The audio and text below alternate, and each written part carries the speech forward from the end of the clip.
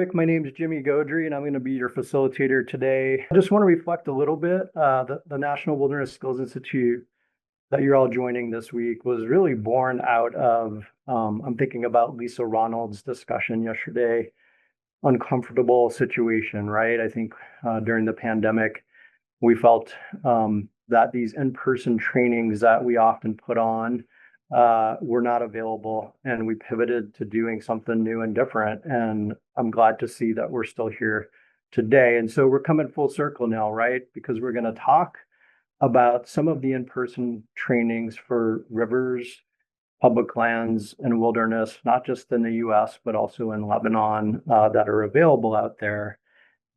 I would say we have a few goals today for this session. We want you to become aware of the opportunities that exist like this. We want you to have a chance to think about maybe what you need in your landscape or your area.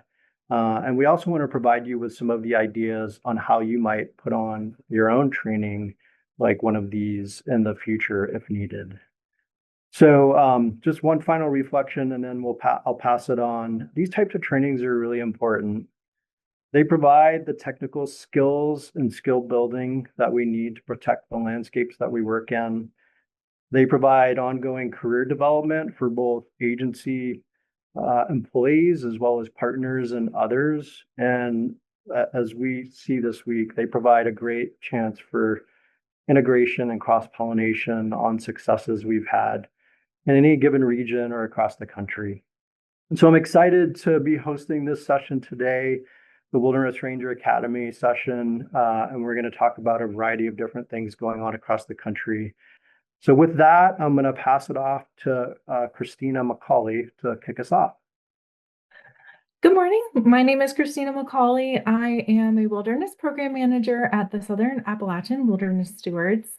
I've been with SAW since 2020. I currently lead a team of 14 trail specialists and coordinators that are around Western North Carolina, North Georgia, and they are working on Hurricane Helene recovery on backcountry trails with a focus on wilderness stewardship. I've been on the planning team for the Southern Appalachian Wilderness Skills Institute for 5 years now, and I've been the lead of the team for the past 3. So excited to talk with y'all about that today. And on my first slide, I've just got a picture of the group from the 2026 Southern Appalachian Wilderness Skills Institute from this past May 4th through 8th training. This year we had 161 participants.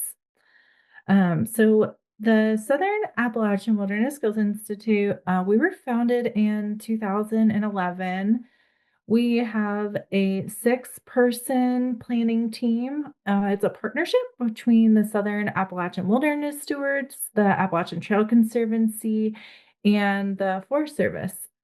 We host this event at the Cradle of Forestry in America, which is a really cool place to have this event.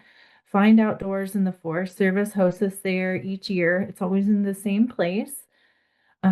We have the training, it's usually 1 to 2 weeks in May. This year we did 1 week, which was really awesome. In previous years, we've done 2.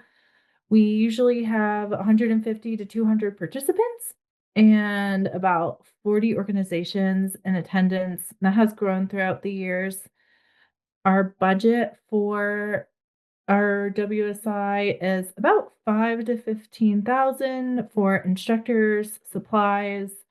That varies a little bit depending on which courses we have and what fees are involved. And most instructors, they do volunteer, most of them. So that's one way we cut costs at our Wilderness Skills Institute. And here are some of the courses that we offer at the Southern Appalachian Wilderness Skills Institute. This year we had crosscut sharpening. We had 15 participants in that. That was a really awesome skill to be able to pass on. We've got trail structures, trail maintenance, tread and drainage, stonework, Southern Appalachian Ecosystems. That was our third year of that course. We kind of have a cult following for that one. It's been really fun to do that course each year. We did tool rehandling this year, and we provided Leave No Trace Level 1 educator certificates this year. I've got some of our previous courses listed here as well. Usually we do some kind of wilderness first aid and CPR. Crosscut has been a staple in previous years. We usually have some kind of ranger tech workshop. We've done intro to packing before, which was really fun. We've got some local horse camps nearby, so folks can stay at those and take the courses. Um, We've also had trail layout and design, wilderness management fundamentals, land navigation, and wilderness stewardship performance and wilderness character monitoring courses as well. I have some, some of the challenges that we faced. Our executive director, Caitlin DeVerona, she works really hard each year to make sure that we have adequate funding for the instructors and supplies for these courses. That funding that we get does help lead to our success. But I know it takes a lot of work to get that, to get those private grant funds. Some issues we've had in past years that we addressed this year. In past years, we've had some issues with flooding and rain. We've had bear encounters in our camping area. Most of our participants do camp to save on their travel costs. We've had some minor conflicts with some of our host tours that they run at night. They have some Firefly tours, so sometimes, overlapping with those tours in the same area has had some challenges. We The training used to be the week before and after Memorial Day, so the forest is usually pretty crowded. We did address those challenges this year. We moved the training to the first week in May, and we found that the forest was pretty much empty before the holiday, which was really nice. We didn't have any bear encounters because there was less food, I think, left out from visitors in the forest. And our campers are always really bear aware. We didn't have any conflicts with Firefly tours because there weren't any yet. And we got really lucky with the weather. We usually have some kind of atmospheric river come through the region every year during Memorial Day. And this year was no different. I checked the weather around Memorial Day this year, and there were 6 to 9 inches of rain. So we missed all of that. We had a beautiful week. We kind of doubled up the courses this year and had just one week, which was, we had a lot of enthusiasm during that one week. We had a lot of participants, and it was really fun. I think some things that have contributed to the success of this event is we have a really strong foundation of partners that are involved in the planning, organizing, and hosting this event. The Forest Service, the Appalachian Trail Conservancy, SAWS, and Find Outdoors, they really contribute a lot to this event and making it successful. Well, we have really passionate partner organizations and volunteer instructors that bring their wealth of knowledge to this event, and they love teaching and passing on their skills. And a lot of the community, I think, is really just inspired by these instructors, and they take everything they've learned from WSI and they go out into their communities or this local community and they pass on that knowledge. So there is an enthusiasm. So it's really like a domino effect, I think, of the passion for these traditional skills, wilderness skills that they learn here. And then when they go out into their communities, they really pass that on. And, over time, I think we have really fostered a passionate and engaged local community in this area from events like this. They really increase capacity to steward these wild public lands. I am Evan Topal. I am the Wilderness and Wild and Scenic Rivers Program Manager for Inyo National Forest in the Central and Southern Sierra in California. I've been involved in at least a half a dozen wilderness ranger academies in the Pacific Southwest region. I'm going to co-present with Travis, and he's going to go over more of the practical things about the Ranger Academy in California. I just wanted to highlight a couple of things that have been meaningful for me as somebody who's been involved for a long time. And that might be unique to how we do things here. One is that the Academy moves around the region, and this gives us an opportunity to capture different folks that might come because it's closer to where they are. And then this changes the composition of the Academy, both in terms of the participants that are coming and our ability to respond to that by adding curriculum that might be more appropriate to that audience. And then the other thing that I think is probably unique to what we do is that we don't present the Academy as a one and done type of thing. We expect people to continue to come back over and over again as much as they're willing to.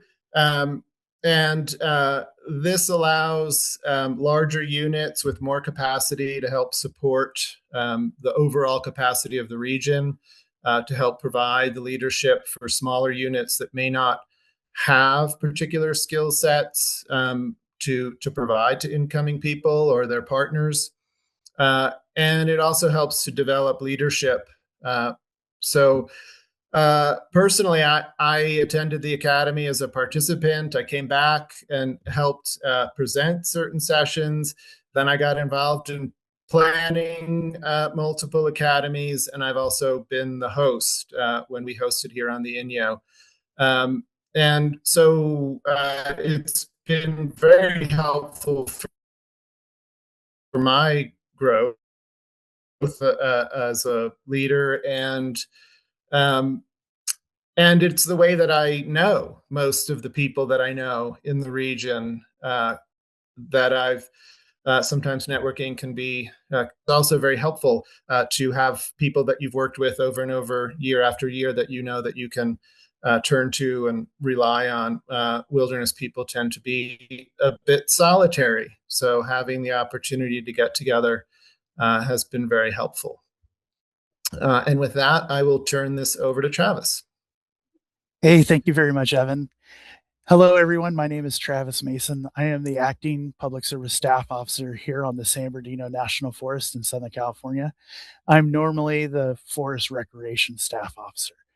Our Ranger Academy here in California, it's usually about 5 days long. Day one is usually a keynote speaker going over wilderness law, public contacts, and so on, and getting to know everybody there. Day two, we usually break into sessions. Some of these are working with volunteers and partners, working with other resources. You know, how do we talk to the heritage folks, the botanists, the wildlife, and so on and so on. We talk about upward reporting, wilderness character monitoring, wilderness stewardship performance, and then working with tribal partners and tribal understanding. Days 3 and 4, that's when we get into certifications. We do A/B crosscut. Sometimes we do a C crosscut cert. We actually pay a vendor to come and teach wilderness first aid for two days. So about 20 to 25 folks get that certification. We do land navigation, map reading. We have a string of trails classes. This year was really exciting. We had a stone masonry class. And then we do a lot of traditional skills too, you know, crosscut sharpening and things like that. And then we do an introduction to packing. These are some of the locations. Evan and I were kind of struggling on going back past 2013. We've known the California Interasian Wilderness Academy has been going on a lot longer, but you can see how we move across the state. This last year, we were in the Shasta Trinity, in the Trinity Alps Wilderness. In 2024, we were on the Inyo, and then you can see how we go to Southern California, Central California, and back to Northern California. And these are just kind of some of the locations we've been at. Like Evan said, this is really a peer-run event. We have the seasoned wilderness managers and rangers working together and really bringing up the next generation of wilderness folks within the region. And that's the strength in our Ranger Academy. Finding a location to host a large group, that is one of our challenges. Traditionally, we have between 100 and 150 participants. And so finding a campground or a space on a forest is really key. That's the biggest thing, and the logistics. What kind of tools and support and advice? Being interested and passionate planning team. We start planning come December, and then really kind of get into the meat of the academy come January and February. Having a very supportive unit, Evan on the Inyo, myself on the San Bernardino. We've done it a couple times, but really providing that support and a strong logistic support is also really important. And having passionate partners that can help us. This last year on the Shasta Trinity, we had the Bigfoot Trail Alliance and several other groups that helped us really be effective this year. So this year, we had about 79 folks, 80 folks, and we weren't terribly surprised with all the events going on in the Forest Service having something a little smaller. But like I said, we averaged between about 130 and 150 folks. The organizations that participated this year was the Bigfoot Foundation, BLM Lost Coast, Ascent Wilderness Experience, Ventana Wilderness Alliance, the Watersedge Research and Training Center, California State at Chico, and the Los Padres Forest Association. There were many more, but those were the kind of the big players that help not only teach, but actually participate and be part of the event. Our Ranger Academy, because it's peer ran and volunteer based, we only spend about $6,000 a year, which comes out of a regional or state pot.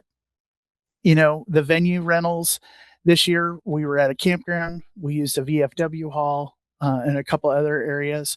We only spent about $320, $315 on that. Printing for all the materials and all that was about $500. But like I said, Wilderness First Aid, that is such a critical piece of everybody's safety. We spend the most on that at about $4,500. And that's about a little bit. We'll keep, Evan and I will stay on for any questions, but that's just kind of a quick down and dirty of the California Interagency Wilderness Academy. Thank you so much.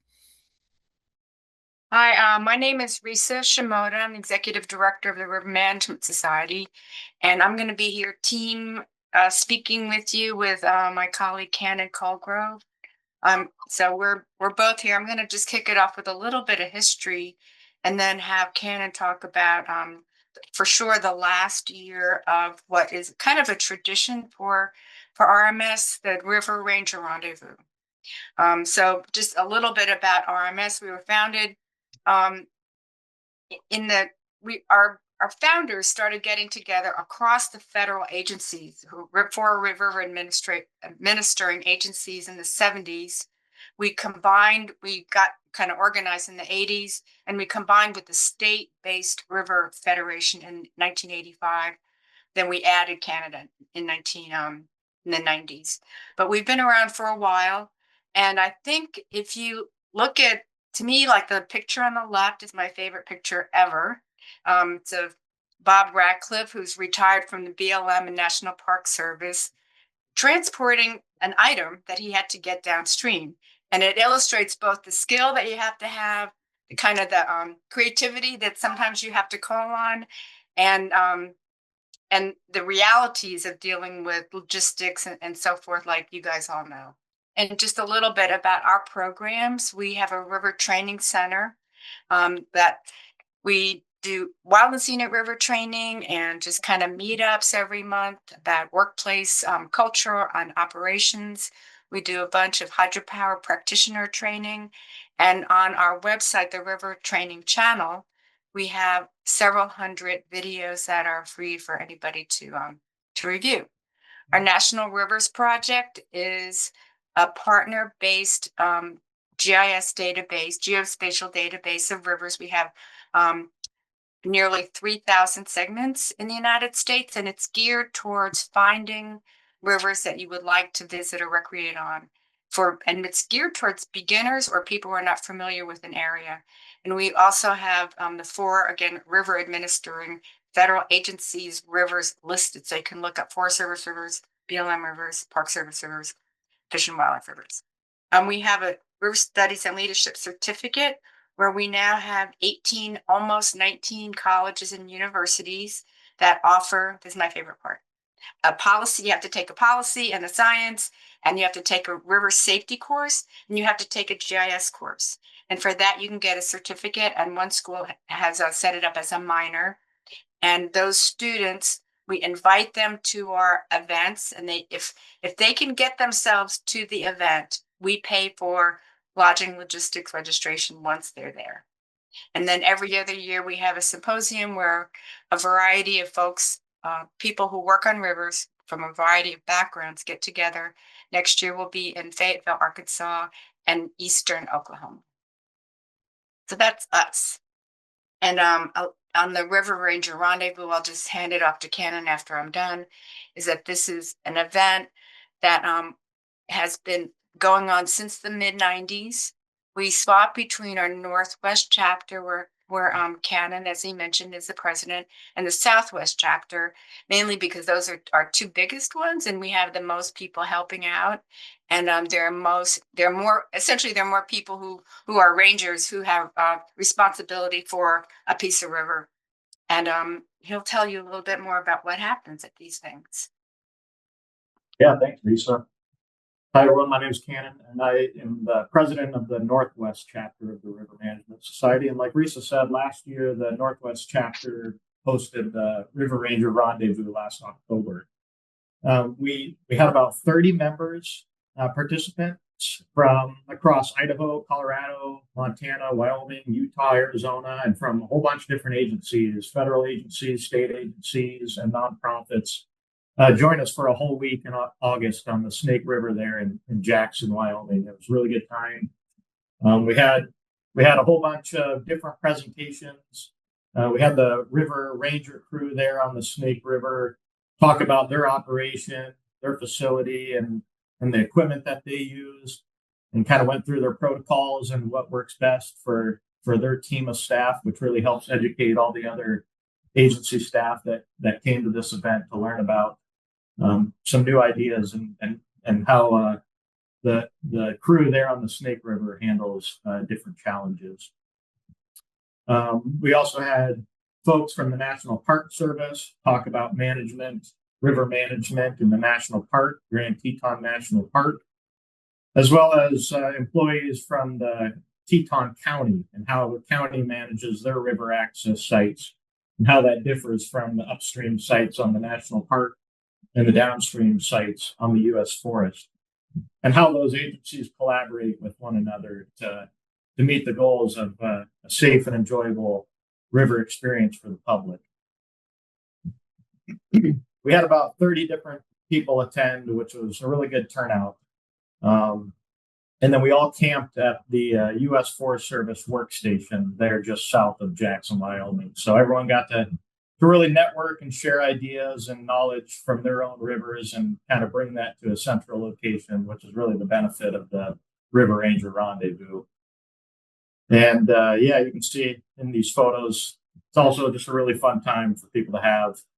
I think it worked really good at the end of August. People are ready to kind of wrap up their summer and enjoy a good float trip with a lot of like-minded people. So it was a really good time. We also had a few really good guest speaker panels in the evenings. Here's a good photo. Dave Cernicek giving a talk.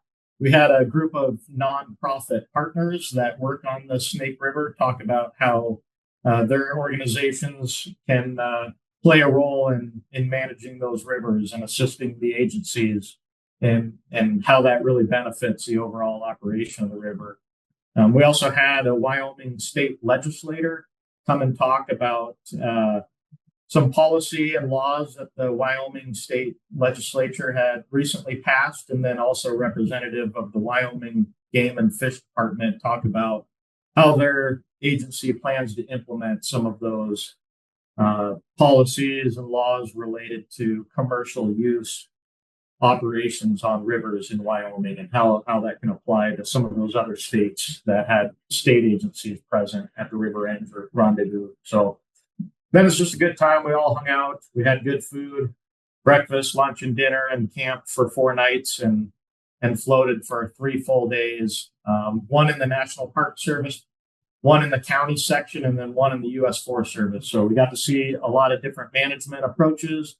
We got to talk to a lot of different river managers and river rangers from across the country. So it's a great opportunity for people who work on rivers to be a part of the River Management Society and join us on these River Ranger rendezvous. Whether you're a ranger or a manager or just work in some other capacity on the rivers, it's a great opportunity to come out to this River Ranger rendezvous. And we'll have another rendezvous coming up this fall in the Labyrinth Canyon National Scenic River in October.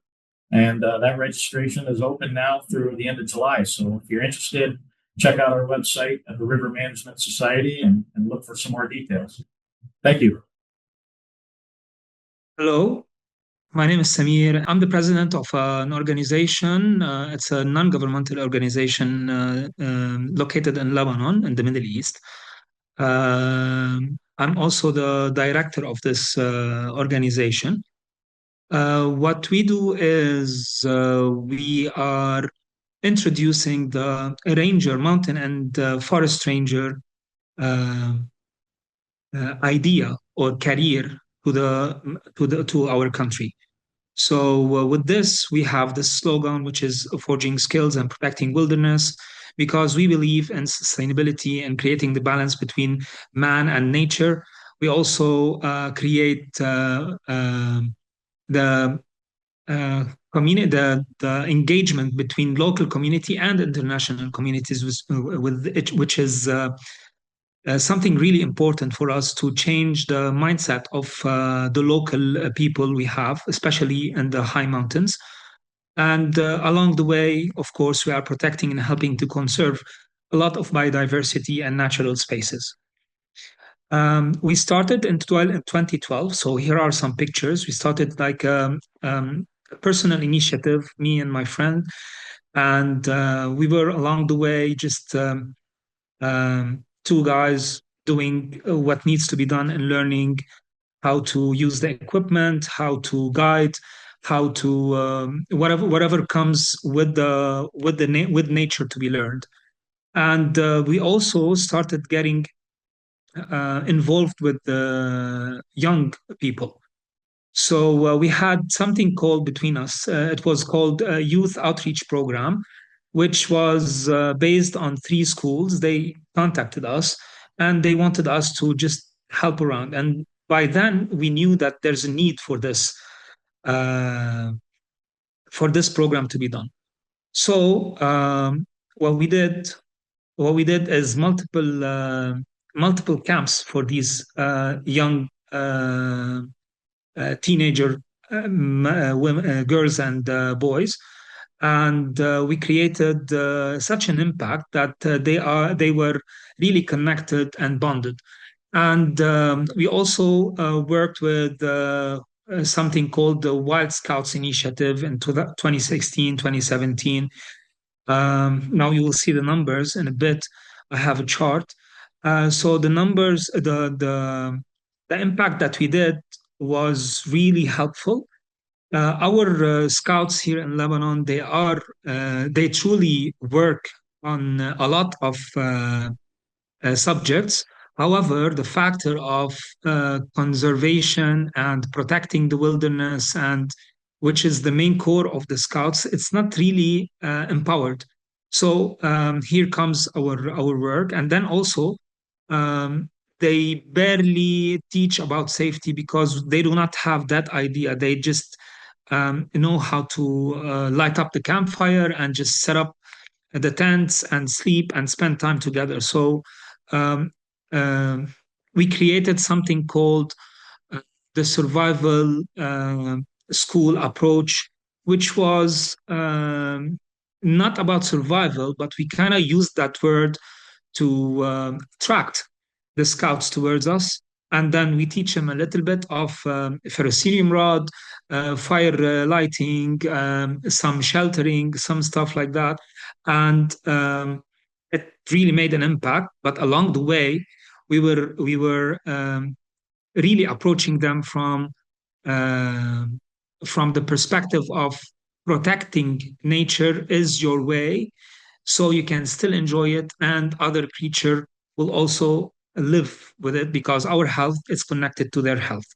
So that was the real message, but we just created a mask word for that. Here you can see in the right picture, I was teaching them how to light a fire with a ferro rod, and then just a 10-minute shelter. I don't know where they got this kind of shelter then. And on the left, I had approximately 20 to 22 young men and women just discussing how to stay safe in case they get lost in the mountains or in the forests. We've had a lot of snow camps, and in 2020 we started engaging more as Wolves of Lebanon a community, a small community of 6 to 7 young men.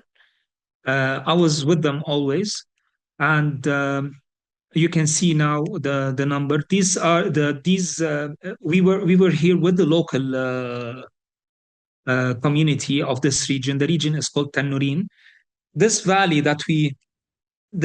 where we are standing on the left had approximately 3,000 and plus tires thrown by local people, and a lot of garbage also. And we had to clean it. We started the initiative by the request of one of the most active people. He was the director of the reserve up there. And when we started for the first wave, second wave, third wave, we had local people coming. And then we had at the sixth wave, this is the sixth wave. Yeah, this one. This one was the sixth wave. As you can see, we were gathering the tires alongside the road, so someone will come and pick them up. The valley was really important because it has 13 Roman inscription, and so it was a historical valley. We did a lot of collaborative work with Lebanese wildlife and with the internal security forces to confiscate endangered animals. Wolves, here you can see. This was one of the best experiences I've ever had. I had for 6 months to take care of the wolves along with Mrs. Alexandra Youssef. She's a wildlife rehabilitator, the only one in Lebanon. And here on the right, I was creating a footprint trap for the wolves. So when they come out from the crate, we just can take their paws, and then we can use it for other studies. I mean, they can use it for other studies. So we created the 5 pillars for our training system, which was the safety and ethics, skills, navigation, fauna and flora, because we wanted the ranger that is going to graduate or get the certificate to have all the skills and all the information needed for a ranger to communicate with professionals, or to also explain to people who are visiting where they are. So okay, so this is the social impact, but not only the social impact. I mean the youth and the youth outreach with us. So in 2012, we had less people, around 20 to 25, and then we reached, as we came along 2027, we were reaching a lot of schools. We were doing a lot of hikes, and then we had a revolution here in Lebanon. So an economic crisis started in 2028.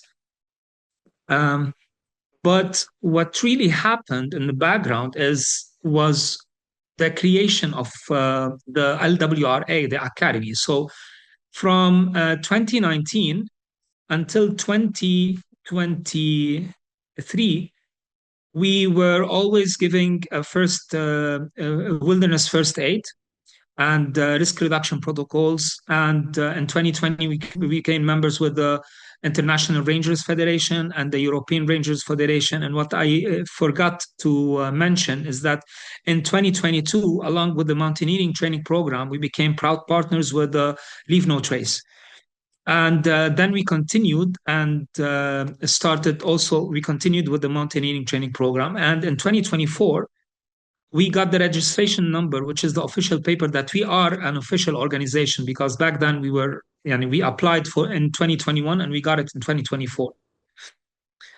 So the program development phase became better now, because now we have something to rely on, an official thing to rely on.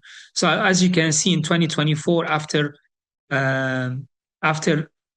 ups and downs, we had a streak up, and we reached 149 attendees between the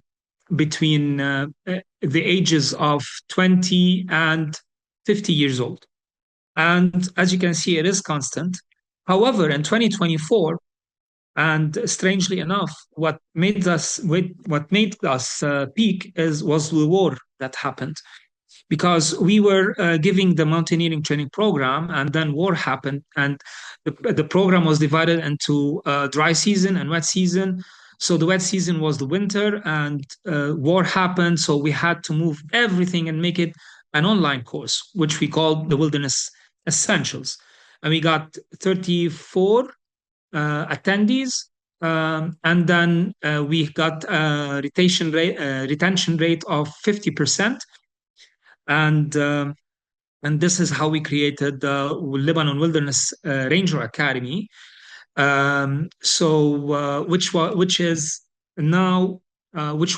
now holds 25 courses and many workshops in one program. So we have the program called Mountain Ranger Fundamentals, which is the main one, and then we have the online one that we talked about, and the Mountain Ranger Advanced Training, which is the program where when rangers, when they finish the fundamental, they go into training. So to understand this more, I prepared this slide. I don't want to take a lot of time.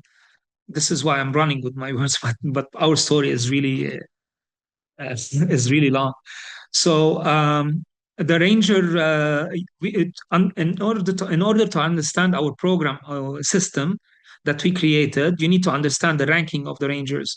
So at first, if you're joining the Mountain Ranger Fundamentals, you need to you become a student ranger, in which you have to do internship with nature reserves and authorities and municipalities. And then when you graduate and you get your certificate, which is recognized by multiple NGOs in Lebanon and ministries and municipalities and international partners, you become a field ranger. And under the field ranger, you become you are still training, but you are now operational. And you train with the Mountain Ranger Advanced Training, which holds a lot of trekking, a lot of mountaineering, a lot of navigation, and a frequently training of first aid, And after you pass this program, you become a lead ranger. If you fit, you become a lead ranger. Not everyone becomes a lead ranger. So leading ranger do lead patrols. They do manage stations and missions because we are spreading all over the country, and in no time because the country needs it. And so alone we do so little, and together we do so much. We can do so much. And this is the team all behind it. Allow me to just introduce him fastly. That's me on the right, and that's my friend and my colleague, the co-founder Tanius. He's the one that we started the initiative from day one. And then you have the chief training officer, Michel Mansour. He's a 40-year experienced person who created the mountain rescue unit in the Lebanese Red Cross and in 2009.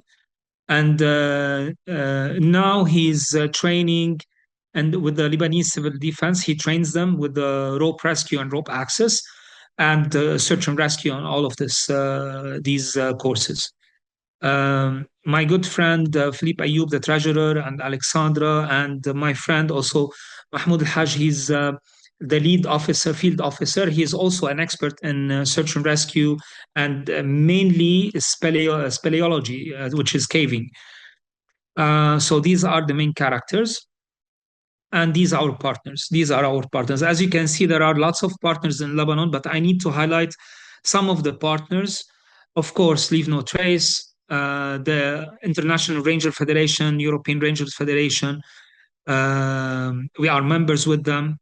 LRI, which is the Lebanon Reforestation Initiative, they are helping us a lot with the education because they have a YCC program, which they give to the youth. We have the community engagement and outreach. So what we are trying to create is a kind of a career for people to invest time in and learn more. And this is how the change is made. So we are creating age ranges between 4 and 11 or 12. They go under the Youth Education Committee. And then we have camps and educational activities for the young ranger programs, and then until the age of 18. And then we have the local ranger program, which is with the municipalities. We select and filter and train and put them into work under our supervision and the supervision of the municipality. So we are creating a kind of a partnership with the local communities. This is it for me. I'm going to say thank you for hearing me. Thank you, Samir, and certainly want to put in two plugs. One is maybe this is the kickoff of a broader community of practice discussion and support network for helping to support each other in these trainings, but also thinking about how to facilitate these types of things in other parts of the US and other places. And then second, I'll put a plug in for a session that I'm about to hop into that's focused on developing a standard set of curriculum for wilderness stewardship training here in the U.S. And it'll be very U.S. centric, but would invite those who are interested to hop on. And with that, I'll pass it to you, Dusty, to wrap us up, and I'll be hopping off quickly here. Great. Thank you, Jimmy. Thank you, everyone. This is really inspiring work that's critical, and I love the connection from youth to retirement. An entire career spent around this. So I just really want to give a heartfelt thanks for you. I loved hearing about the connection to Scouts. I'm an assistant Scoutmaster here, so I threw a link into some of our wilderness-related merit badges that have a lot of resources for training youth. But again, just thank you all. And I see that Monica is on the line from the International Ranger Federation. It sounds like we would love to work with you to help develop some tools and resources for other rangers around the world. So again, heartfelt thanks.